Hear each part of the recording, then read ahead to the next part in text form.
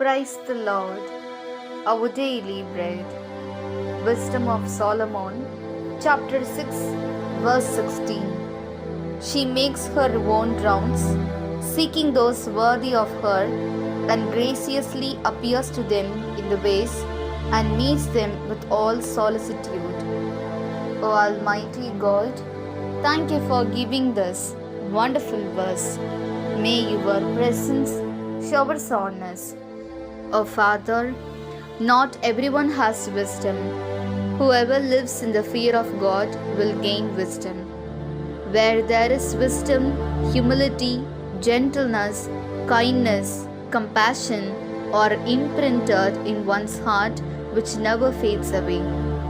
Therefore, like Solomon, always live with wisdom and live as a good example to others on this day.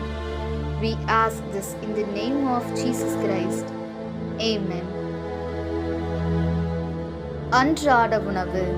Solomon ஞானம் அதிகாரம் 6 இறை வார்த்தை 16. தனக்கு தகுதியுள்ளவர்களை ஞானம் தேடி செல்கிறது. அவர்களுடைய வழியில் கனிவுடன் தன்னையே காட்டுகிறது. அவர்களின் ஒவ்வொரு நினைவிலும் அது அவர்களை எதிர்கொள்கிறது. அன்பின் தகப்பனே, இன்றைய நாளிலே இந்த இறை மன்னாவை கொடுத்ததற்காக நன்றி ஆண்டவரே. தந்தையே, ஞானம் அனைவரிடமும் இருப்பதில்லை. எவர் ஒருவர் கடவுளுக்கு அஞ்சி வாழ்கின்றாரோ அவரை ஞானம் பற்றி கொள்ளும். ஞானம் உள்ள இடத்தில் பணிவு, நன்னடக்கம், கனிவு, இரக்கம் போன்றவை ஒருவர் உள்ளத்தில் பதிந்திருக்கும். அது ஒருபோதும் அழியாது. எனவே சாலமோனை போல் எப்பொழுதும் ஞானமுடன் வாழ்ந்து பிறருக்கு ஒரு நல் எடுத்துக்காட்டாக வாழ இந்நாளில் வரமரலும். ஆமீன். அன்னன்னுள்ள போஜனம். ஞானம் 6ஆம் அத்தியாயம் 16ஆம் வாக்கியம்.